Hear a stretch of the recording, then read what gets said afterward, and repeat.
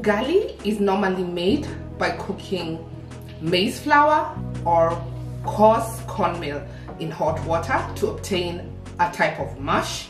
This is a simple beginner video on how to make ugali, so let's get to it. So first you want to bring about 2 cups of water to a boil. From the boiling water you want to reserve about 1/4 cup, so I'm just going to get that out. Next you want to add maize flour or cornmeal a little at a time while stirring continuously so you don't get lumps.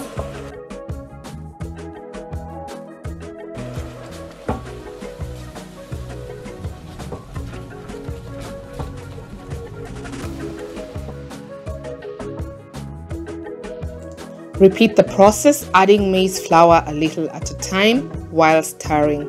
For best results, you want to use a wooden spoon to combine. You also want to use your wooden spoon to break any lumps which may form during mixing.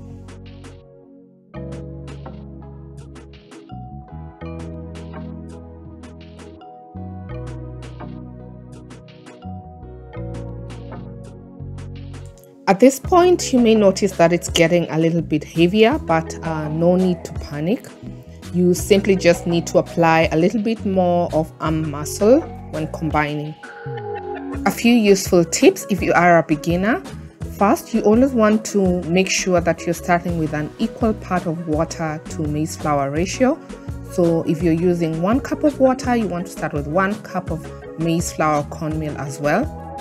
Secondly, if you are a beginner, you want to use a large enough pot so the contents are not just pouring over or splitting over. Once the ugali is firm, you want to add the reserved hot water, and what this does is that it gives the ugali time to cook without having the pot burn at the bottom.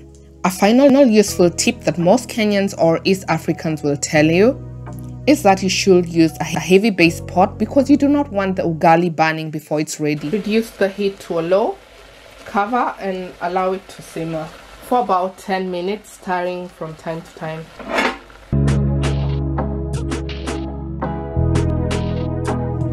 This is the kind of consistency you want to have, and obviously feel free to add a bit more flour if you like your ugali more firm.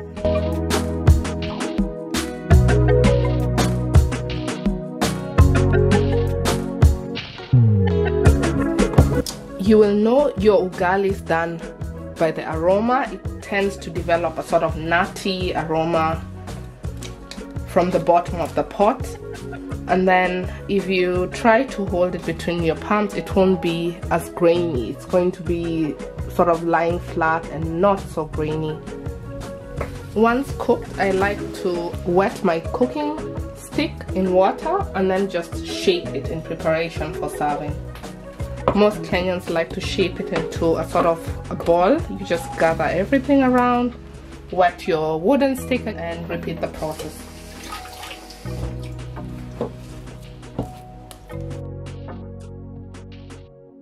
And then to serve, you just want to flip the pot with the ugali upside down to a plate like this.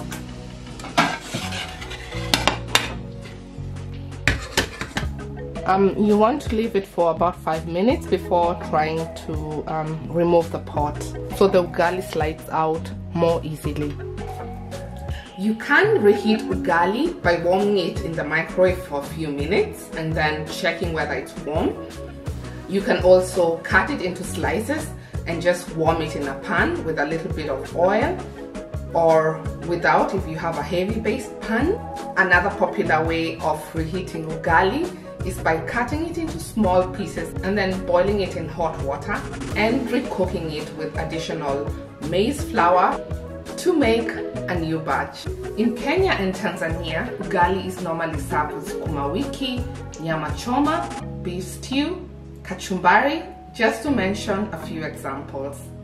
Well, that's it. I hope you enjoyed this ugali recipe. If you did, please don't forget to give it a thumbs up. If you're new to my channel, kindly subscribe as it helps keep the channel going. Thank you very much for watching. I'm happy and glad you stopped by. And until next time, bye bye.